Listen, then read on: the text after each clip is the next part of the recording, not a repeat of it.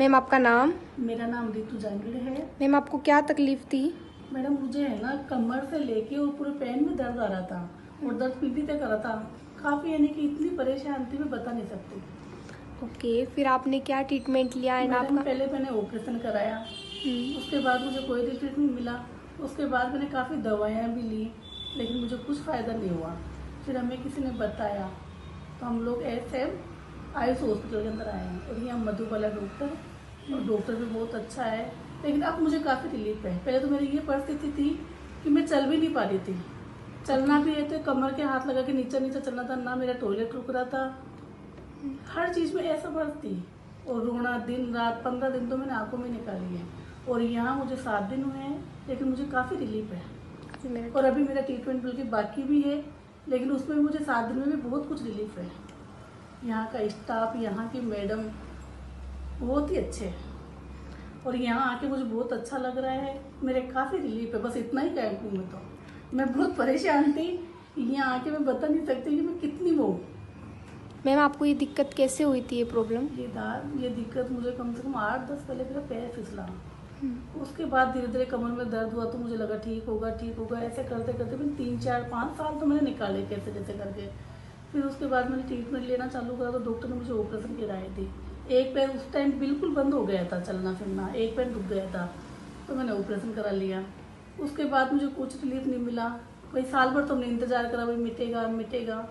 उसके बाद आके जब मैं खड़ी हुई तो फिर वापस से वही दर्द, कभी इस पैर में कभी इस पैर में, वही दिक्कत चालू हो गई। और करीबन यहाँ आने से पहले 20 रोज पहले फिर मेरा पैर फिसला।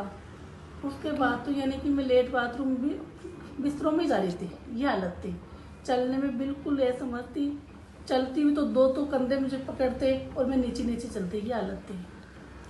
और यहाँ भी आई तो उस दिन मैं इस परिस्थिति में ही आई थी कि बाहर में ये सोच रही थी कि मैं अंदर कैसे पहुँचूंगी इतनी दूर। लेकिन डॉक्टर्स वगैरह बाहर ही गए, स्टाफ को भेजा उन्होंने और मैं चल के तो उस दिन भी इसी तरह आई थी। 3 रोज तो मेरा ये था कि मैं ना तो रात को सोई ना दिन में सोई। अब जाके मुझे रिलीफ है। 7 दिन के अंदर मुझे बहुत कुछ फर्क मिला है और रात को भी मैं आ रहा हूँ और मैं चल के अंदर जा सकती हूँ। हल्की फुल्की सी दिक्कत अभी भी है मुझे लेकिन इतनी नहीं है जितनी पहले थी ना, जा सकूँ एकदम से ऐसे और बाथरूम से निकल के जैसे नाके तो मैं जोर जोर से रोने लगी। आप हाथ नहीं लगाने दे रहे थे हमको फर्स्ट टाइम टाइम तो जब मुझे बहुत दिक्कत थी। मेरे हाथ मेरे पैर सुन पड़ गए थे सारे सुनने हो गए ना। फिर तो यूरिन कंट्रोल, अपने पैर नहीं उठ पा रहा था और फिर यूरिन कंट्रोल नहीं हो रहा था। यूरिन बस बाथरूम वाली तो एक दिन तो ये तो बाथरूम ऐसे नहीं, सिर्फ बाथरूम आ रहा था। हाँ, जैसे अपनी छींचने जैसे नहीं आती टॉयलेट में, थोड़ी चिरक देते बार बार। हाँ जैसे भी हो रहा था। हाँ, और एक दिन तो मैंने फ्रिज ऐसे ही बस पास में ही रह पाती, ज़्यादा दूर भी नहीं है। हाँ, उठ के जाने लगी, फ्रिज को पकड़ के जैसे जाने लगी तो मेरे फ्रिज के पास ही करती।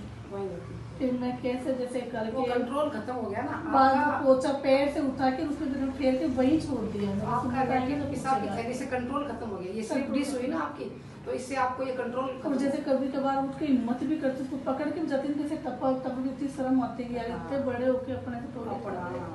पर मुझे ऐसे पता नहीं था कि भाई मेरे हो रहा क्या है।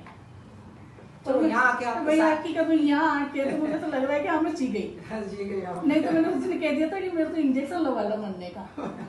जैसे हमारे एक पेशेंट पहले तो मेरे इंजेक्शन मैडम जहर की गोली दे दी, जहर का इंजेक्शन लगा लो, मैं मरूंगी, मैं नहीं जीऊँ। आत्मग्लानि हो जाती है ना अपने आप से। बहुत दिक्कत हो गई। और आपने खुद ने भी कहा कि मुझे पता है करंट कैसा पता है मेरे को। तो इनके मैंने तो लाखों रोगी ठीक किए। देखो आज 40 साल का एक्सपीरियंस है मेरे पास में।